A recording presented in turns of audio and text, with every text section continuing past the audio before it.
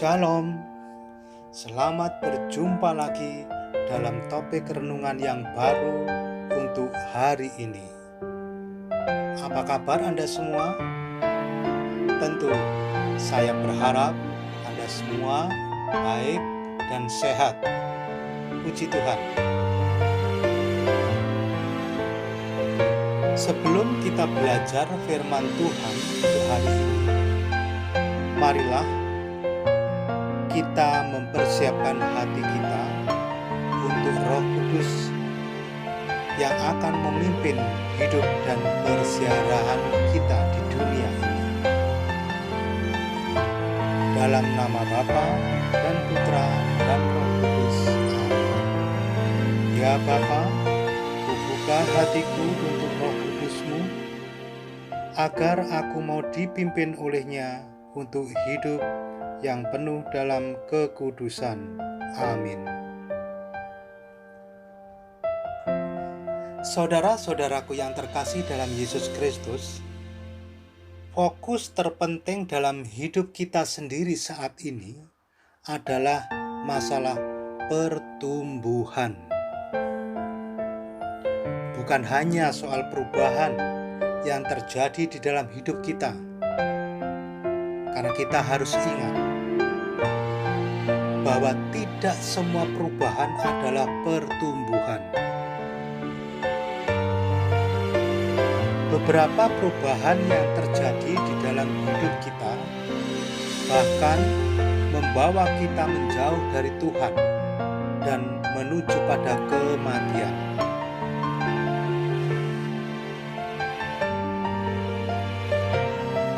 Untuk mencapai pertumbuhan sejati harus mulai setiap hari. Tidak hanya melakukan apa yang terasa benar, tetapi kita harus mau berhenti sejenak dan dengan penuh doa merenungkan di mana Tuhan berada. Tuhan memanggil kita untuk tumbuh, dan pertumbuhan seperti apa yang seharusnya terjadi di dalam hidup kita. Kita perlu memulai dengan mendengarkan dalam keheningan dan kerendahan hati, supaya kita memahami apa yang Tuhan harapkan dari kita. Saudara-saudaraku yang terkasih, dalam bacaan Injil hari ini menekankan sifat pertumbuhan yang benar dan sehat, yaitu harus berakar kuat dan sepenuhnya di dalam Kristus jika kita ingin menghasilkan buah yang bermanfaat. Kita juga perlu mengingat bahwa Kristus pernah berkata, "Dari buahnya lah kamu akan mengenal mereka." Kutipan ini bisa saudara baca di Injil Matius pasal 7 ayat 16. Dan kita harus membaca dalam terang itu apa yang Kristus katakan di sini tentang mereka yang tidak hidup di dalam Dia, yakni ranting-ranting tidak berguna dipotong dan dibuang ke dalam api.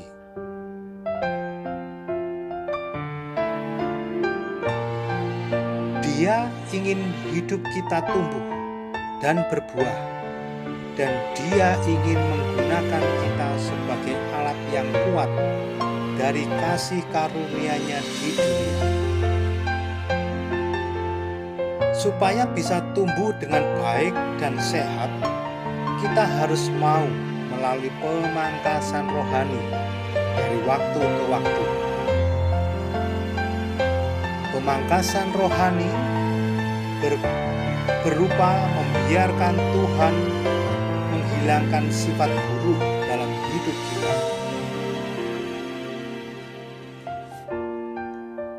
Berarti kita secara aktif melepaskan kehendak dan gagasan kita sendiri. melepaskan kendali atas hidup kita dan membiarkan penanam utama, yakni Kristus, mengambil alih. Mempercayainya jauh lebih banyak daripada kita mempercayai diri kita sendiri. Ini membutuhkan pengakuan bahwa kita sepenuhnya bergantung pada Tuhan dengan cara yang sama seperti ranting bergantung pada pokok anggur. Tanpa pokok anggur, kita mengkerut dan mati. Terikat erat pada pokok anggur adalah satu-satunya cara untuk hidup. Saudara-saudaraku yang terkasih, berdoalah hari ini agar kita membiarkan Tuhan memangkas semua yang bukan darinya dalam hidup kita.